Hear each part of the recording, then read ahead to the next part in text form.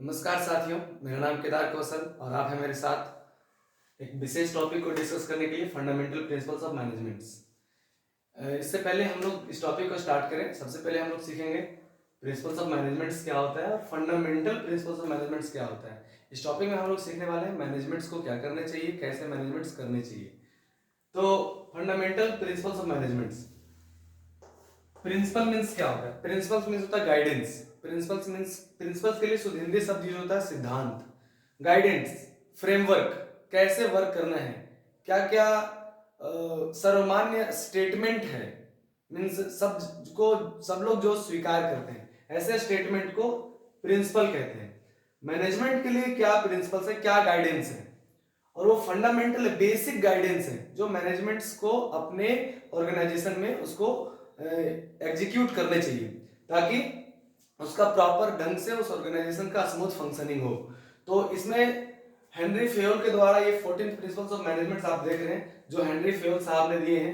इनका जन्म 1841 में हुआ था और 1925 तक ये रहे। इन्होंने एक बुक लिखी जो पब्लिश हुआ 1915 में। वो बुक का नाम था general principles of industrial management. तो इस बुक में इन्होंने ये 14 प्रिंसिपल्स बताए हैं। इसको फॉलो करने चाहिए मैनेजमेंट्स को अपने ऑर्गेनाइजेशन में ताकि उस ऑर्गेनाइजेशन का टोटल ऑपरेशन स्मूथली आगे बढ़ सके। तो इसमें से पहला है, एक एक करके हम लोग सभी टॉपिक को डिस्कस करेंगे, लेकिन आज इस वीडियो में सिर्फ मैं आपको लिस्ट बता रहा हूँ कि क्या क्या हम लोग आगे वीडियो जो आएंगे उसमें कि क्या क्या टॉपिक डिस्कस करेंगे। तो पहला प्रिंसिपल से पहला गाइडेंस जो मैनेजमेंट को बताया गया कि आपको कैसे वर्क करनी है। तो पहला डिवीजन ऑफ वर्क, मैनेजमेंट को बताया गया कि आपको जो भी वर्क है ऑर्गेनाइजेशन में उस सारे वर्क को क्या करना चाहिए, डिवाइड करना चाहिए और डिवाइड करके उस सारे वर्क को प्रॉपर हैंड में सौंपना चाहिए जो उस वर्क को एग्जीक्यूट कर सकता है, जिसके पास एबिलिटी है। ऑथोरिटीज एंड रिस्पॉन्सिबिलिटी, इसमें हम लोग देखेंगे कि ऑथोरिटीज और रिस्पॉन्सिबिलिटीज का कैसे डिवीजन होता है ऑर्गेनाइजेशन में सभी मेंबर्स के बीच में और उसका क्या इंपैक्ट होता है। हम लोग इस वीडियो में हम लोग देखने वाले हैं कि यदि ये सारे प्रिंसिपल्स को हम अपने बिजनेस में अप्लाई करते हैं तो उसका क्या पॉजिटिव इफेक्ट होता है, और नहीं अप्लाई करते हैं तो उसका क्या, यदि इस प्रिंसिपल्स को वायलेट करते हैं तो उसका वायलेटिंग इफेक्ट, नेगेटिव इफेक्ट क्या होता है। डिसिप्लिन, यदि हमारे मैनेजमेंट ऑर्गेनाइजेशन में यदि डिसिप्लिन एस्टैब्लिश कर दे तो उस डिसिप्लिन के एस्टैब्लिश होने से क्या बेनिफिट होता है ऑर्गेनाइजेशन को। यूनिटी ऑफ कमांड, एक व्यक्ति कमांड दे एक पर्सन को, यदि एक पर्सन को उसको कमांड देने वाले दो तीन हो तो कंफ्यूज हो जाएगा किसका कमांड को फॉलो करना है किसका कमांड को नहीं फॉलो करना है। तो इसमें हम लोग देखेंगे कि इसको फॉलो करने के बाद ऑर्गेनाइजेशन में क्या इसका पॉजिटिव इफेक्ट होता है, क्या नेगेटिव इफेक्ट होता है। यूनिटी ऑफ डायरेक्शंस, एक एक्टिविटीज के लिए एक डायरेक्शन होना चाहिए, एक प्लान ऑफ वर्क होना चाहिए, और डिटेल में सारे टॉपिक्स को हम लोग डिस्कस करेंगे। फिर है subordination of individual interest to general interest, है ना। आचार्य चाणक्य का एक स्टेटमेंट याद आता है मुझे इस वर्ड को जब मैं पढ़ा कि बहुजन हिताय बहुजन सुखाय। राजा को क्या करना चाहिए, राजा को वो काम करना चाहिए जिससे मैक्सिमम लोगों को बेनिफिट हो, मैक्सिमम लोग उसका कल्याण, उसका बेनिफिट प्राप्त कर सके, ज्यादा ज्यादा लोगों का कल्याण हो। इसी प्रकार मैनेजमेंट को इंडिविजुअल इंटरेस्ट को ना सोचना चाहिए, है ना, जनरल इंटरेस्ट के लिए सोचना चाहिए, पूरा ऑर्गेनाइजेशन के इंटरेस्ट के लिए सोचना चाहिए, इंडिविजुअल इंटरेस्ट के लिए वर्क नहीं करना चाहिए। इसमें हम लोग बहुत डिटेल्स और डिस्कस करेंगे। अगला है रेमुनरेशन टू एम्प्लॉइज, और मैनेजमेंट को चाहिए कि अपने एम्प्लॉइज को इतना रेमुनरेशन दे ताकि उसका जनरल स्टैंडर्ड ऑफ लिविंग हो, वो बेसिक रिक्वायरमेंट्स को पूरा कर सके। आज के टाइम में जो उन्हें चाहिए basic needs, food cloth shelter तो बेसिक नीड्स है, उसके अलावा एजुकेशन चाहिए, मेडिकल फैसिलिटी चाहिए, उनको ट्रांसपोर्ट फैसिलिटी चाहिए, एक स्टैंडर्ड ऑफ लिविंग चाहिए। तो वो स्टैंडर्ड ऑफ लिविंग को मेंटेन कर सके, इतना रेमुनरेशन मींस इतना salary, remuneration means wages salary उसको मिलना ही चाहिए। अगला नंबर है सेंट्रलाइजेशन एंड डिसेंट्रलाइजेशन। मैनेजमेंट्स को चाहिए कि कौन कौन सी चीज को सेंट्रलाइज करे, मींस कौन कौन से टॉपिक्स है, जो सब्जेक्ट है जो उसको अपने पास रखे, अपने अधिकार क्षेत्र में रखे, और कौन कौन से विषय को डिसेंट्रलाइज कर दे। डिसेंट्रलाइज करने में कौन कौन से वर्क को खुद करे, सेंसिटिव वर्क को खुद करना चाहिए, और जो वर्क जनरली दूसरे के द्वारा किया जा सकता है उसको डेलीगेट कर देना चाहिए। तो कैसे डिसेंट्रलाइजेशन और डिसेंट्रलाइजेशन को कैसे प्रैक्टिस करना है और इसका क्या पॉजिटिव इफेक्ट होता है, क्या नेगेटिव इफेक्ट होता है, ये हम लोग सीखेंगे। अगला चीज है स्केलर चेन। स्केलर चेन बताता है कि यदि कोई एम्प्लॉय अपने सीनियर अथॉरिटी से बात करना चाहे तो उसका क्या प्रोसेस है ना। उसमें अगला है इक्विटी।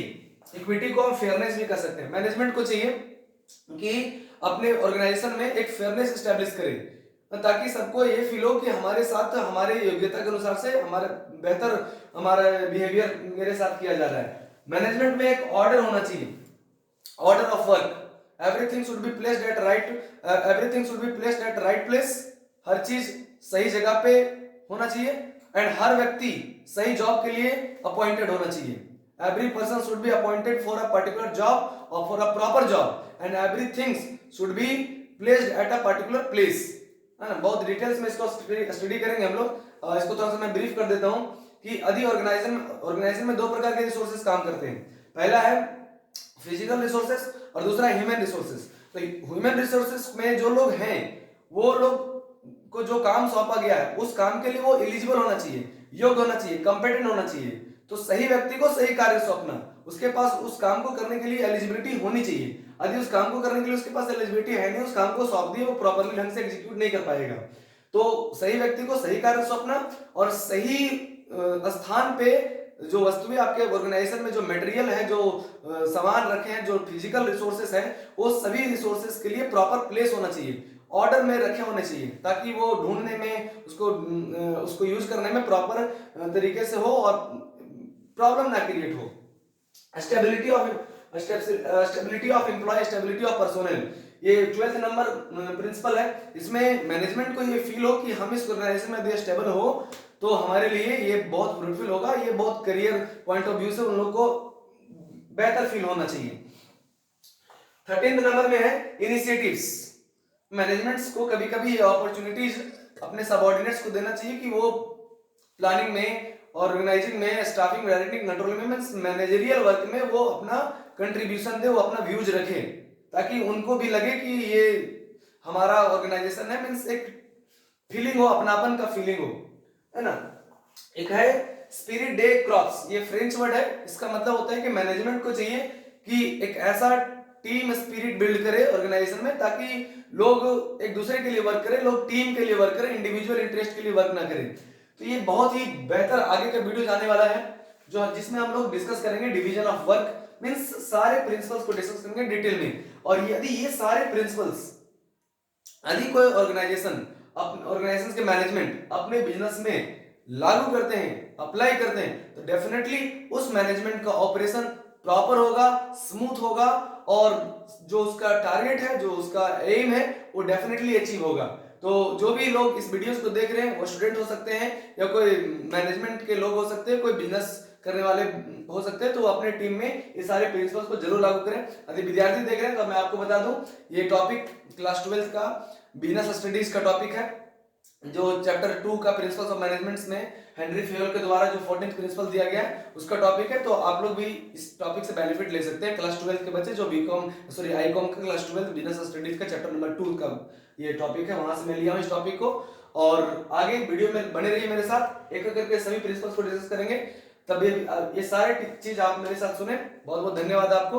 अगली वीडियो में मिलते हैं, एक एक करके सारे प्रिंसिपल को डिस्कस करेंगे। Thank you.